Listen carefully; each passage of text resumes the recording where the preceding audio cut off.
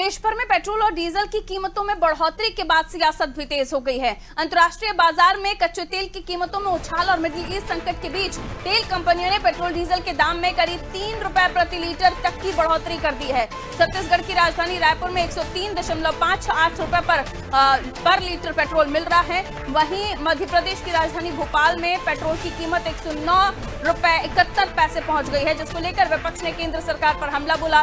कांग्रेस के पूर्व मंत्री पीसी शर्मा ने तंज कसते हुए कहा कि इसकी भूमिका उसी दिन बन गई थी जब प्रधानमंत्री ने कहा था पेट्रोल डीजल का कम उपयोग करें। आने वाले समय में रात को जागो ये आदेश आ सकता है और फिर लालटेन जलाने का समय भी आ सकता है। उधर समाजवादी पार्टी प्रमुख अखिलेश यादव ने भी सोशल मीडिया पर तंज कसते हुए लिखा, आगे बढ़ना है तो साइकिल ही विकल्प है। उन्होंने कहा साइकिल से बेहतर कोई साधन नहीं। वहीं मंत्री कृष्णा गौर ने कहा खाड़ी देशों में चल रहे युद्ध के चलते ऐसे फैसले लेने पड़ रहे हैं और प्रधानमंत्री ने पहले ही पेट्रोल डीजल बचाने की अपील की थी।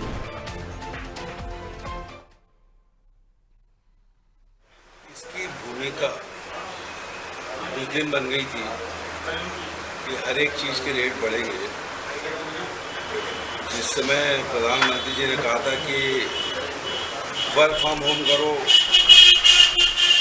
गाड़ियों से सड़क पे मत चलो,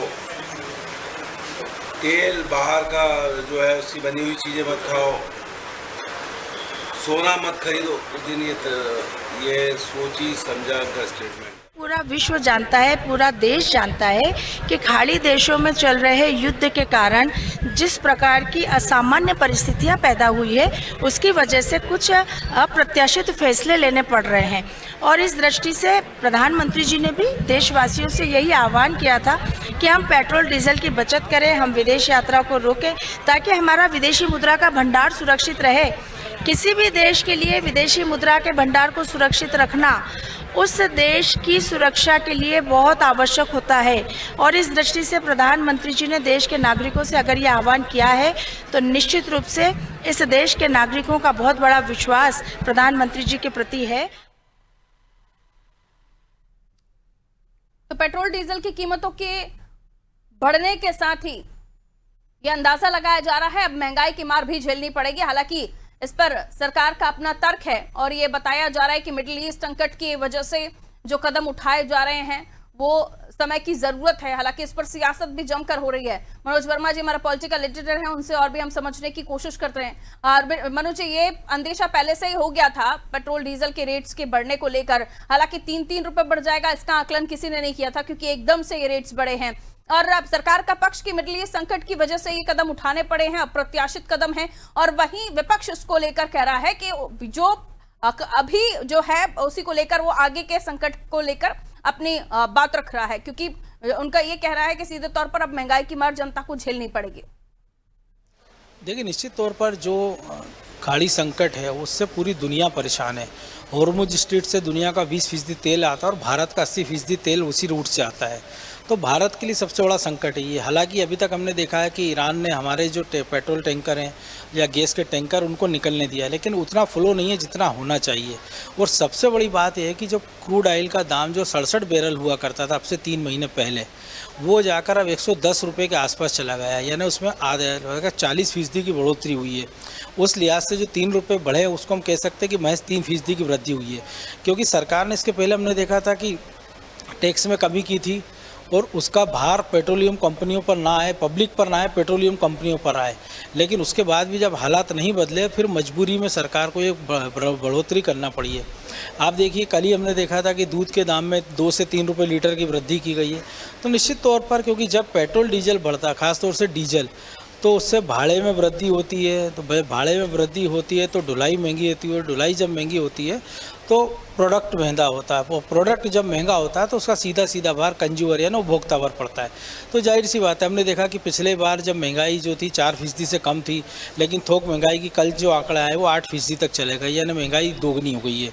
और ख़ास तौर से पेट्रोलियम सेक्टर से जुड़े जो क्षेत्र है और तेल से जुड़े, क्योंकि हम देख रहे हैं जो हमारे खाने का तेल है 65% हम आयात कर रहे हैं, जो पेट्रोलियम पदार्थ है वो 80% हम आयात कर रहे हैं, LPG LNG है वो 85% हम आयात कर रहे हैं, और डॉलर के मुकाबले जो रुपये की कीमत लगभग 96 रुपये के आसपास आज की स्थिति में पहुंचने वाली है, जिसके कारण विदेशी मुद्रा भंडार पर संकट है। 667 अरब डॉलर के आसपास हमारा विदेशी मुद्रा भंडार है, जो 8 महीने के आयात के लिए पर्याप्त है, लेकिन उस पर भी प्रेशर बढ़ता जा रहा है। इसलिए प्रधानमंत्री ने अपील की थी लोग सोना कम खरीदें, क्योंकि लगभग हम 100% सोना ही विदेश से खरीदते हैं। जब सोना हम विदेश से खरीदते हैं तो विदेशी मुद्रा में भुगतान होता है, डॉलर में भुगतान होता है, जिसका असर हमारे विदेशी मुद्रा भंडार पर पड़ता है।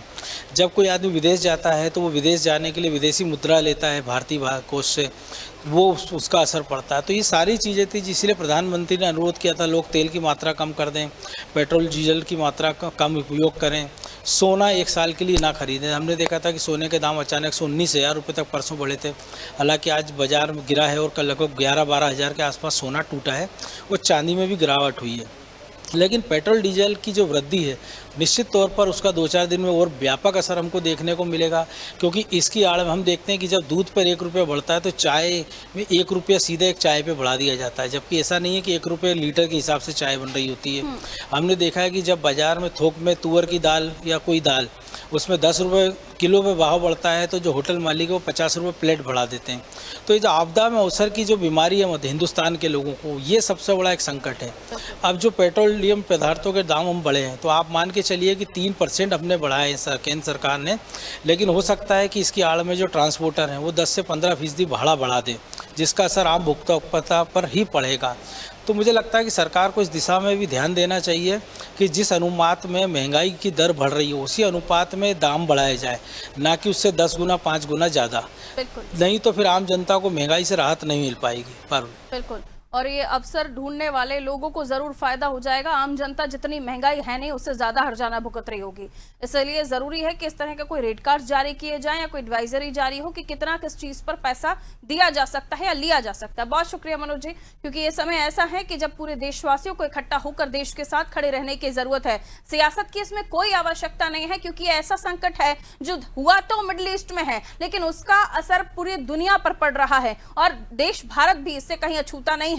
हम देख रहे हैं पेट्रोल डीजल की मार, और हम जब अपने विदेशी मुद्रा बैंक की बात करते हैं तो उस पर भी इसका सीधा असर पड़ेगा। इसलिए प्रधानमंत्री नरेंद्र मोदी की अपील हर एक देशवासी उसका पालन कर रहा है, क्योंकि पहली बार नहीं है जब इस तरह के संकट का देश सामना कर रहा हो कुछ भी नहीं रहा है देश में, लेकिन जो मिडिल ईस्ट में हो रहा है उसकी वजह से उसका असर, उसकी आंच भारत पर भी पड़ रही है। इसलिए जरूरी है कि ऐसे समय पर हाँ आपको थोड़ा रेट चुकाना पड़ सकता है, लेकिन आने वाले संकट से पहले precaution is better than cure. तो ये क्योर है जिसे हमें करना चाहिए।